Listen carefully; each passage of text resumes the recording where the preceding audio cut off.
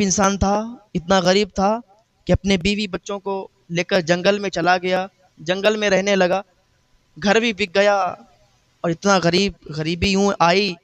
لیکن انسان کتنا بھی غریب ہو جائے، کتنے بھی تکلیفیں اس پر آ جائیں، لیکن کبھی بھی اللہ کو نہیں بھولنا چاہیے. اللہ کی رضا پر راضی رہنا چاہیے، اللہ کا شکر ادا کرتے رہنا چاہیے. اللہ کا شکر ادا کرنے سے نعمتیں بڑھتی ہیں، نعمتیں گھٹتی نہیں ہیں. آپ زیادہ سے زیادہ اللہ کا شکر ادا کرو. جنگل میں رہتا ہے، پتے کھاتا ہے، پورا پریوار، اس کے بیوی، اس کے بچے پتے کھا کر گزارا کرتے ہیں، لیکن اللہ کی رضا پر راضی ہیں، اللہ کا شکر ادا کرتے ہیں. مولا تو جس حال میں رکھ رہا ہے ہم راضی ہیں. ایک دن اس کی بیوی، جو کہ نیک بیوی تھی، کہنے لگی کہ میرے شوہر، ہم لوگ یہاں پتے کھاتے ہیں، گوشت تو بہت دن سے نہیں کھایا، سبزیاں بھی بہت دن سے نہیں کھائیں، پیسے ہی نہیں ہیں، کیا کھائیں گے؟ ہم لوگ اتنی غریبی میں زندگی گزار رہے ہیں، کیوں نہ آپ میری ایک صلاح لے لیں، میری بات مان جائیں اگر میں آپ کو کوئی صلاح دوں. شوہر نے کہا بتاؤ میری شریک حیات، کیا صلاح دینا چاہتی ہو، کیا بات کرنا چاہتی ہو، بتاؤ مجھے، جو تم کہو گی میں مانوں گا. اس نے کہا سنو، فلاں جگہ ایک شہر ہے، اس میں ایک بہت بڑا مالدار رہتا ہے، بہت بڑا آدمی رہتا ہے. اگر آپ میری بات مانیں تو اس کے پاس چلے جائیں. اس کے پاس جانے کے بعد اس سے کہیں کہ کچھ ہماری مدد کر دے. ہو سکتا ہے وہ ہماری مدد کر دے، کیونکہ جو امیر ہوا کرتے ہیں تو ان کے لیے تھوڑے بہت پیسے ماننے نہیں رکھتے، اب وہ غریبوں کی بہت مدد کیا کرتے ہیں. تو میں نے سنا ہے کہ فلاں شہر میں وہ ایک بہت مالدار رہتا ہے، وہ لوگوں کی مدد بھی کرتا ہے، ہو سکتا ہے آپ کی مدد کر دے. تو اس کے شوہر نے کہا میری شریک حیات ایک بات بتائیں. کہا بتاؤ. کہ یہ مالداروں کے چوچلے بڑے عجیب ہوتے ہیں، زیادہ بہتر رہے گا کہ ہم اس کے پاس نہ جائیں.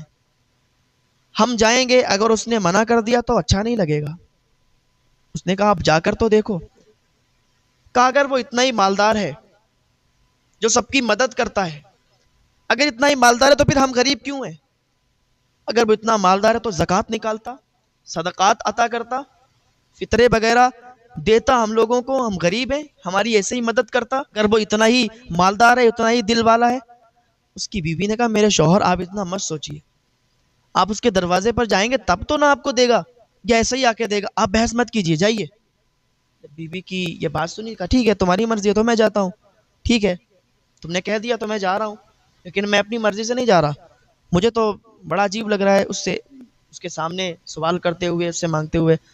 نے کہا میرے شوہر، میرے سرتاج، آپ جائیے تو صحیح، اس سے مانگیے تو صحیح، وہ ہو سکتا ہے دے دے، اور ہم یہاں پتے کھا کر گزارا کرتے ہیں. اتنا تو ہو جائے گا کہ ہم ایک ٹائم گوشت سے روٹی کھا لیں گے، سالن سے روٹی کھا لیں گے، پتوں سے تو نہیں کھانا پڑے گا. ٹھیک ہے جا رہا ہوں. اس نے کہا. وہ شہر پہنچا، جانے کے بعد اسی مالدار انسان کے دروازے پر پہنچ گیا. دروازہ کھلا ہوا تھا اور مالدار انسان وہاں پر نہیں تھا، موجود نہیں تھا، کوئی نہیں تھا، بس دروازہ کھلا تھا اور 4-5 کتے وہاں پر بیٹھے ہوئے تھے اور کچھ کھا رہے تھے. اس نے دور سے دیکھا یہ کیا چیز کھا رہے ہیں کتے. جیسے ہی آگے بڑھا تو اس نے دیکھا کہ گوشت کے ٹکڑے پڑے ہوئے تھے، پکا ہوا گوشت تھا، گوشت کے ٹکڑے پکے ہوئے اور وہاں پر پڑے تھے، اور کتے وہاں پر نوچ نوچ کر کھا رہے تھے. کافی گوشت کتوں کے سامنے پڑا تھا. اس نے دیکھا تو اس کی چیخ نکل گئی کہ ہمارے بیوی بچے اور ہم پتے کھا کے گزارا کرتے ہیں، مالداروں کے کتے بھی یہاں گوشت کھا رہے ہیں. جیسے اس نے کتوں کو گوشت کھاتے ہوئے دیکھا تو کتوں کی طرف بڑھا، دل کیا کہ ان کے ساتھ بیٹھ کر پہلے میں بھی کھا لوں. سوچنے لگا یہ کتوں کے پاس جاؤں گا، یہ تو چیر پھاڑ دیں گے، کیونکہ ابھی ان کے سامنے گوشت پڑا ہوا ہے. اور کتے کی یہ فطرت ہوتی ہے، کتا حسد کرنے والا ہوتا ہے، کتے کی یہ فطرت ہوتی ہے کہ کتے کو اگر گوشت مل گیا، کتے کی کوئی چیز مل گئی اور وہ کھانے لگا تو اس میں کسی دوسرے کو پھر شریک نہیں کرتا ہے، اکیلے ہی کھاتا ہے. تو بڑا ڈر بھی لگ رہا تھا، لیکن بھوک بھی بہت تیزی کے ساتھ لگی تھی، اور بہت دن ہو گئے تھے اس نے گوشت کھایا بھی نہیں تھا. تو جب گوشت دیکھا تو منہ میں پانی آ گیا. اس نے کہا چلو اپنا جو کام ہے، جو ہم جس کام سے آئے، یہ بعد میں دیکھیں گے، پہلے تو کھانا کھا لیتے ہیں. 4-5 کتے بہت ہٹے کٹے اور گوشت میں لگے ہوئے تھے، گوشت نوچ نوچ کر کھا رہے تھے، اپنا پیٹ بھر رہے تھے، بہت زیادہ گوشت پڑا تھا. اس سے رہا نہیں گیا، اس نے کہا چلو ایک ہی کام ہوگا، یہ تو کتے مجھے مار دیں گے، یہ تو مجھے کھانا کھانے کے لیے جگہ دے دیں گے. یہ تو مجھے کھا لینے دیں گے. تو کیا کیا؟ کتوں کی طرف بڑھ گیا. تو جیسے ہی کتوں کی طرف بڑھا تو کتے بھی دور ہٹ گئے. اللہ جس سے راضی ہوتا ہے نا راستے بناتا جاتا ہے اس کے لیے. جیسے ہی گوشت کی طرف یہ بڑھا، جو 4-5 کتے تھے دور جا کے بیٹھ گئے. اب یہ وہاں پر بیٹھ کے اور گوشت کھانے لگا. کیا دور تھا اس کا! اور سوچ سوچ کے بڑا عجیب بھی لگ رہا تھا اسے کہ دیکھو تو صحیح، آج میں کتوں کے ساتھ بیٹھ کر کھانا کھا رہا ہوں، کتوں کے ساتھ بیٹھ کر کھانا کھا رہا ہوں، اور یہ مالدار عیش و عشرت کی زندگی گزار رہے ہیں. ان کے کتے بھی اچھا کھانا کھا رہے ہیں، ہمارے بچے پتوں سے گزارا کر رہے ہیں. غریب انسان یہی سب سوچ کر تو اسے لگتا ہے یار یہ سب مالدار ہیں، کتنی اچھی عیش و عشرت کی زندگی گزار رہے ہیں، ہم کیسی زندگی گزار رہے ہیں. تو لیکن اللہ پر بھروسہ رکھیں، آپ یقین کو ہٹنے نہ دیں. اللہ آپ کی مدد کرے گا، اللہ آپ کے ساتھ ہے نا. آپ کا کوئی کچھ نہیں بگاڑ سکتا، آپ کو کوئی کچھ نہیں کر سکتا. اگر آپ یقین اللہ پر کرتے ہیں تو پھر اللہ آپ کا ساتھ دے گا. کتوں کے ساتھ بیٹھ کر کھانا کھا رہا تھا، اتنی دیر میں کیا دیکھتا ہے کہ وہی مالک، وہی مالدار انسان سے نکل کر آ رہا تھا. اس نے جیسے ہی دیکھا کہ کتوں کے پاس بیٹھ کر یہ انسان کھانا کھا رہا ہے، اس نے دیکھا بھاگتا ہوا آیا، کان پکڑ کر اٹھایا، ایک تماچا مارا. کہا جاہل تجھے شرم نہیں آئی؟ تو کتوں کے پاس بیٹھ کر کھانا کھا رہا ہے، میرے کتوں کا حق مار رہا ہے. میں نے کتوں کے لیے کھانا ڈالا تھا، تو جیسے غریب کے لیے میں نے کھانا نہیں ڈالا تھا، میں نے کتے کے لیے کھانا ڈالا تھا. یہ کتوں کا کھانا ہے، یہ تیرا نہیں ہے. تو کتوں کا حق مار رہا ہے، تو نے کتوں کا حق مارا ہے. تیری ہمت کیسے ہوئی تو نے کتوں کا کھانا کھایا؟ تیری ہمت کیسے ہوئی تو نے کتوں کا حق مارا؟ چل اب تو قاضی کے پاس چل. قاضی کے پاس لے گیا. وہ ڈر گیا، اس کی سانسیں بند گئیں کہ میں تو کتے کے ساتھ ہی بیٹھ کر کھانا کھا رہا تھا، اتنا بڑا میں نے کیا جرم کر دیا جو مجھے اس نے مارا بھی اور قاضی کے پاس لے جا رہا ہے. سانسیں تھم گئی. بیوی بچوں کی یاد آنے لگی کہ ہم تو اپنی فریاد لے کر اس کے پاس آئے تھے، یہ معاملہ الٹا کیسے ہو گیا؟ میں نے کوئی اتنا بڑا جرم نہیں کیا، غریب ہوں یار، میں نے کیا جرم کیا؟ صرف کتوں کے پاس بیٹھ کر کھانا کھا لیا اور اتنا بڑا جرم ہو گیا، اور سزا بھی ملے گی. قاضی کے پاس جا رہا تھا، کٹگرے میں کھڑا کر دیا گیا. اور قاضی بھی کوئی عام قاضی نہیں تھے، وہ اس دور کے اللہ کے نبی تھے. جیسے ہی کٹگرے میں کھڑا کیا اس کو، حضرت جبریل علیہ السلام آ گئے. حضرت جبریل علیہ السلام نے ان اللہ کے نبی کو کچھ بتایا، پیغام سنایا، چلے گئے. ادھر اس مالدار انسان نے یہ اپیل کی کہ اس انسان کو سخت سے سخت سزا دی جائے، اس نے میرے کتوں کا حق مارا ہے، میرے کتوں کا کھانا بیٹھ کر اس نے کھایا ہے میرے یہاں پہ، اس کو زیادہ سے زیادہ سزا دی جائے. جب قاضی نے یہ سنا، ٹھیک ہے تمہاری بات ہم نے سن لی، کل فلاں فلاں جگہ پر جمع ہو جانا، فیصلہ کل ہی کیا جائے گا. اس نے کہا ٹھیک ہے. اب یہ بہت بے چین ہے، کل کیا کیا جائے گا، کیونکہ اس دور میں بہت جلد ہاتھ بھی کاٹ دیے جاتے تھے، سزائیں بہت تگڑی ملا کرتی تھیں.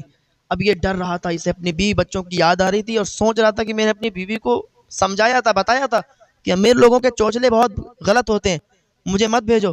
لیکن میری بیوی پیچھے پڑ گئی، مانتی نہیں میری کوئی بات. لیکن بس یقین تو اللہ پر تھا، پکا یقین تھا، پختہ یقین تھا کہ اللہ جو بھی کرے گا بہتر کرے گا، ہم تو اللہ کی رضا پر راضی ہیں. دوسرا دن ہوا، لوگ جمع ہو گئے، لوگ آ گئے. حضرت جبریل علیہ السلام آئے وحی لے کے، اللہ کا پیغام سنایا، چلے گئے. وہ اللہ کے نبی نے حکم دیا، اب بتاؤ کیا معاملہ ہے؟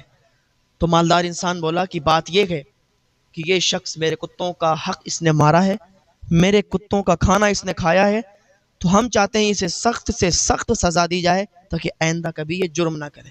اللہ کے نبی نے کہا کہ اتنی چھوٹی بات ہے، کھانا بھی کھایا ہے لیکن کتوں کے ساتھ بیٹھ کر، تمہیں شرم نہیں آتی؟ تم ذرا سی بات کو لے کر اور عدالت میں آئے ہو کہ تمہارے کتوں کے ساتھ اگر بیٹھ کر اس نے کھانا کھا لیا تو تم اسے جرم سمجھتے ہو، چلو اسے معاف کر دو. کہا نہیں، معاف نہیں کروں گا، آپ قاضی صاحب ہیں، آپ حکم سنائیں، سزا دیں اسے، اس نے میرے کتوں کا حق مارا ہے. ان اللہ کے نبی کو جلال آ گیا، کہنے لگے معاف نہیں کرو گے؟ کہا نہیں معاف کریں گے. کہا سنو، تمہاری جتنی دولت ہے نا، تمہارا جتنا بھی پیسہ ہے اور تمہارا جو بھی محل ہے، تمہارا نہیں ہے، اسی انسان کا ہے. اس انسان نے جب اتنا سنا تو اسے بھی عجیب لگا اور اسے بھی عجیب لگا جو مالدار تھا، یہ کیسے ہو سکتا ہے؟ لگ رہا ہے قاضی صاحب ابھی مذاق کر رہے ہیں. تو ان اللہ کے نبی نے کہا کہ کوئی مذاق نہیں چل رہا ہے، بالکل سیریس بات ہو رہی ہے، تو اسی کا غلام ہے، تیری ساری دولت اسی کی ہے، تیرا سارا مال اسی کا ہے، اور بول تو معاف نہیں کرے گا؟ چل ٹھیک ہے، اب فیصلہ ہی ہوگا۔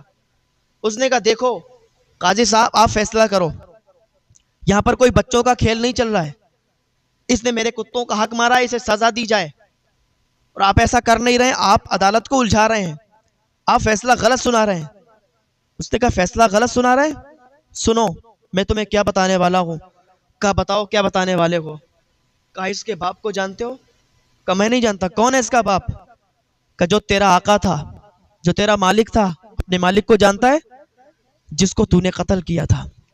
ایک دن بھری دوپہری تھی، اس کا باپ اور تیرا مالک، تیرا آقا بہت زیادہ مال لے کر اونٹوں پر سوار کر کے اور جا رہے تھے، تم اور وہ دونوں اکیلے تھے، تمہارے ساتھ اور کوئی نہیں تھا، مال بہت زیادہ تھا، تیری نیت بگڑی، تو نے سوچا کہ مال زیادہ ہے، بازار میں لے جا کر اسے فروخت کر کے اور اس کو یہیں پر مار کر کے سارے مال پر قبضہ کر لیں گے، اور سارا مال اپنا ہوگا، سارا محل اپنا ہوگا، ہر چیز اپنی ہوگی۔ تو نے اس کے باپ کو مارا تھا، اس کے باپ کو قتل کیا تھا، یاد آیا کچھ؟ جب اتنا اس نے سنا تو اس کے پسینے چھوٹنے لگے، پسینہ پہنچنے لگا کہ آپ یہ کیا کہہ رہے ہو؟ آپ غلط کہہ رہے ہو، آپ عدالت کو الجھا رہے ہو، ایسا کچھ نہیں ہے۔ کہ ایسا نہیں ہے؟ اللہ کے نبی نے کہا جھوٹ بولتا ہے۔ جب سخت آواز میں اللہ کے نبی نے کہا جھوٹ بولتا ہے، تو ظالم ہے، تو قاتل ہے، اور تیرے مال، تیرا بنگلہ، تیرے محل کوئی بھی تیرا نہیں ہے، سب اسی انسان کا ہے جو کہ غریب ہے۔ اتنا جب سنا تو پسینے چھوٹنے لگے۔